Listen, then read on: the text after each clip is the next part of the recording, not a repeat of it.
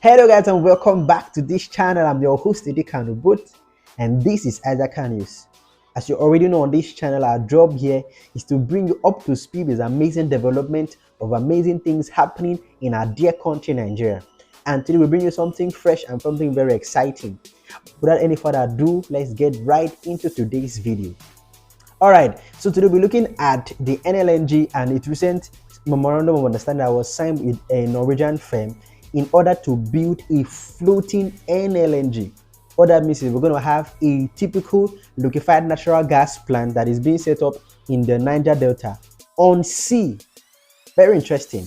Alright, Nigeria by far is Africa's largest producer of oil and gas, and Nigeria is quickly setting infrastructure in place in order for it to become a top player in the global oil and gas market.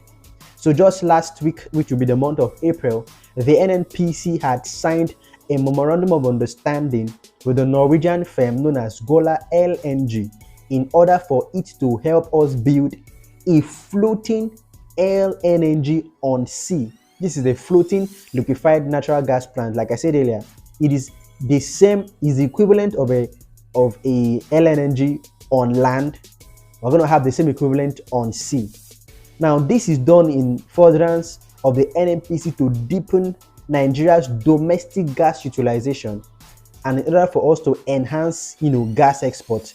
These are the major things. So we're trying to see how to deepen our gas utilization. As you already know, I hope the Nigerian government is already building the current NLNG Train 7, which is supposed to be the largest of the NLNG trains that's going to help us process an unprecedented amount of gas and also sell gas to Europe, who is hungry for gas from Africa.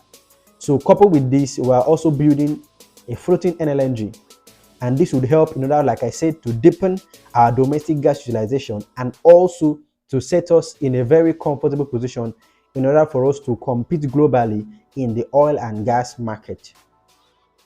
So looking at the company who is being contracted for this job, Golar LNG, it is one of the world's largest independent owners and operators of a marine-based LNG. So basically what it does is it is very active in liquefaction, transportation and regasification of gas. So when gas are being gotten from the oil wells at the drilling site, it's gas. We have three sorts of matter. We have solid, liquid and gas.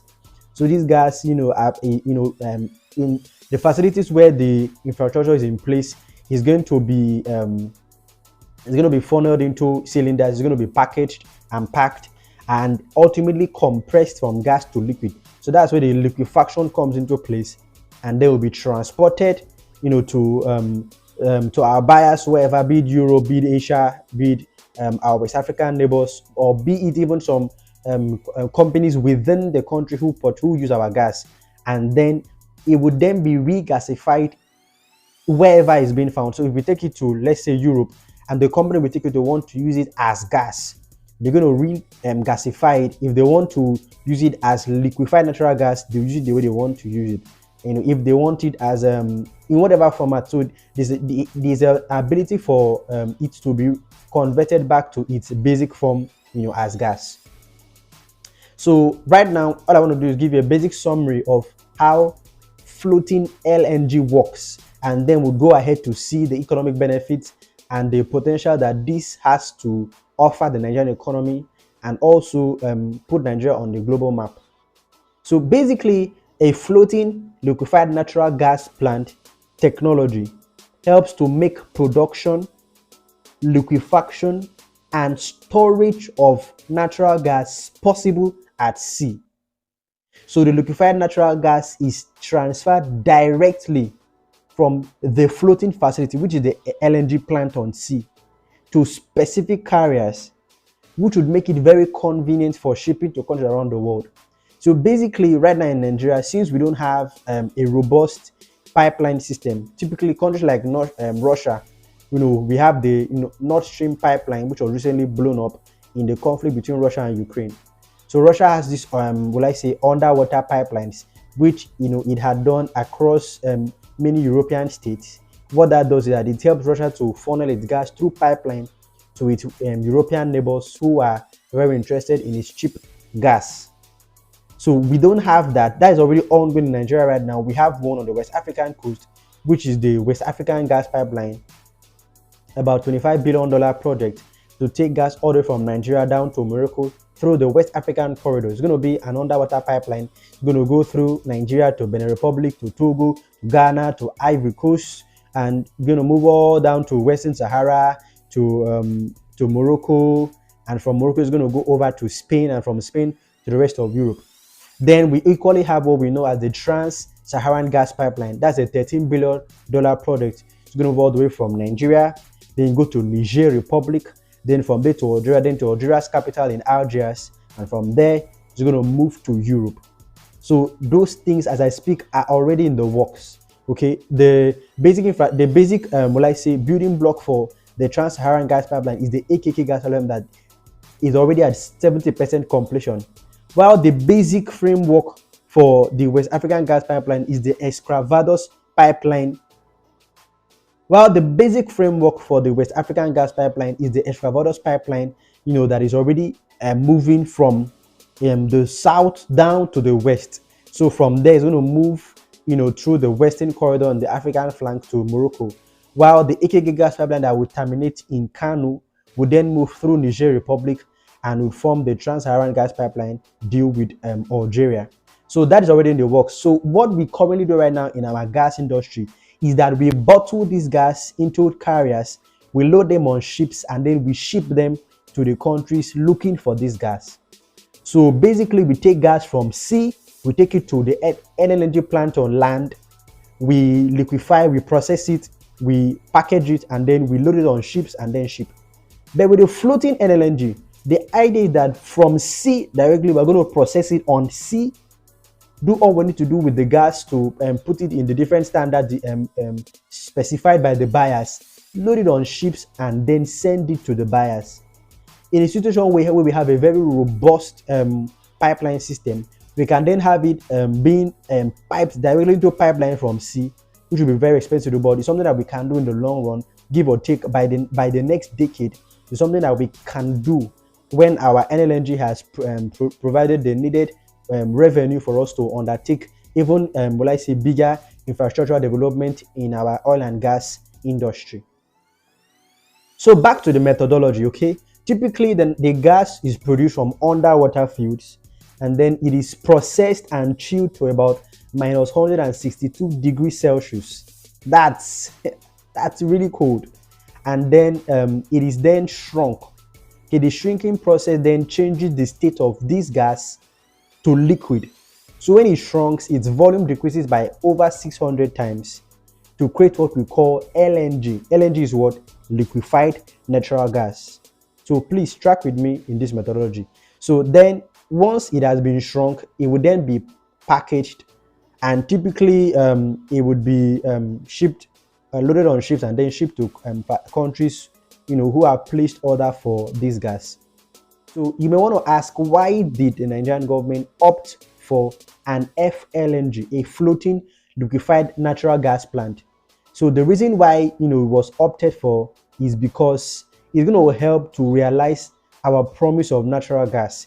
It's going to save us time, it's going to save us cost, and also this is an added facility to what we already have on land. So the NLNG on land, most of them located in Port Harcourt, Bonny Island, will keep running. Then we have other facilities on shore.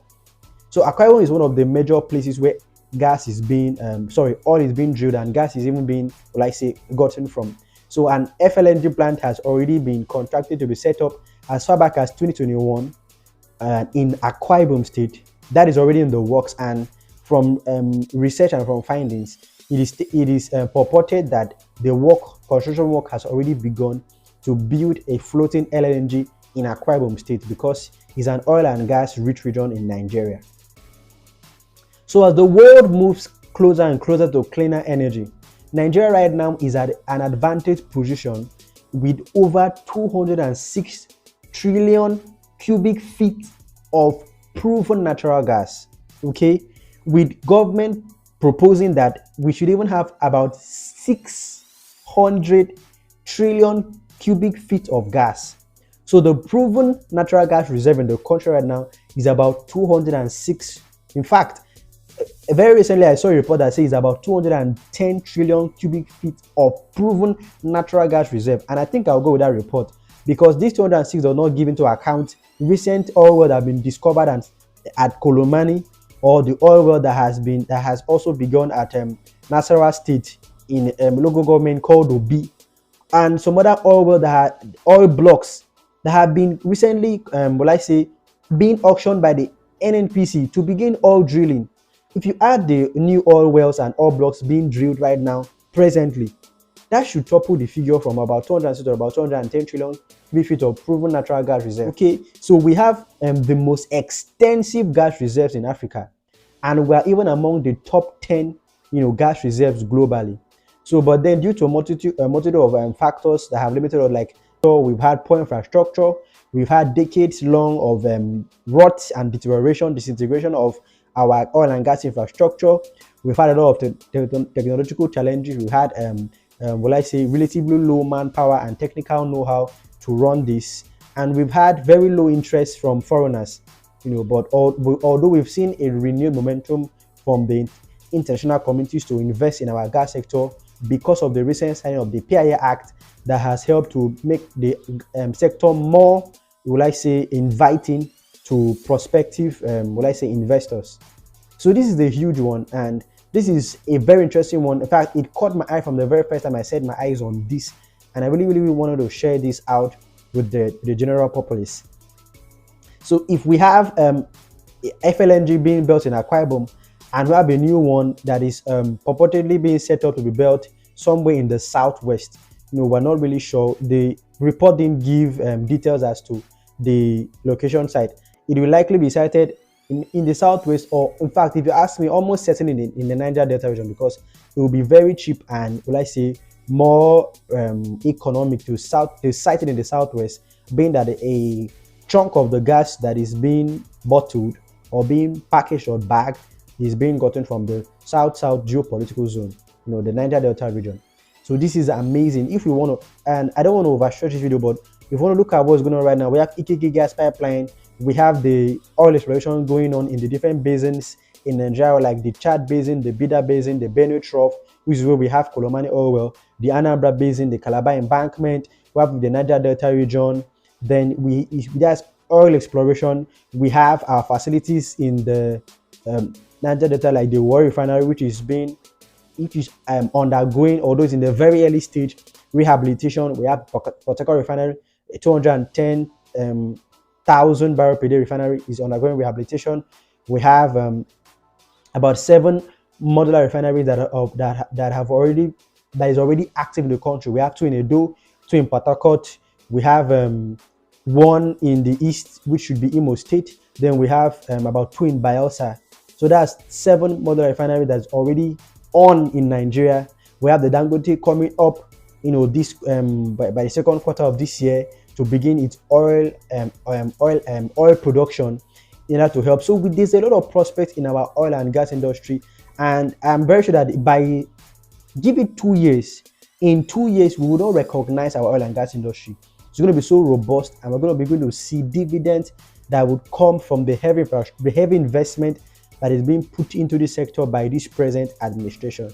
So this is a huge one, and I'm sure we are all happy, and we are all praying that this does not remain on the drawing board for days and days, or years and years on end. In fact, this would not be the case right now, because NNPC is now a limited liability company, and as a private firm who is very, bent on profit making, projects like this are very, likely to see the light of day and not being delayed, being that it's not being run in a sense by a government corporation.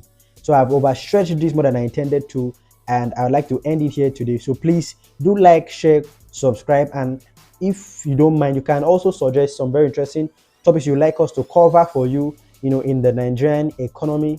And maybe in the near future, we may also go continental to talk about the major strides that we are taking or making on the African continent. And until we see again, I remain your host, Eddie Kanobut, and this is Isaac News.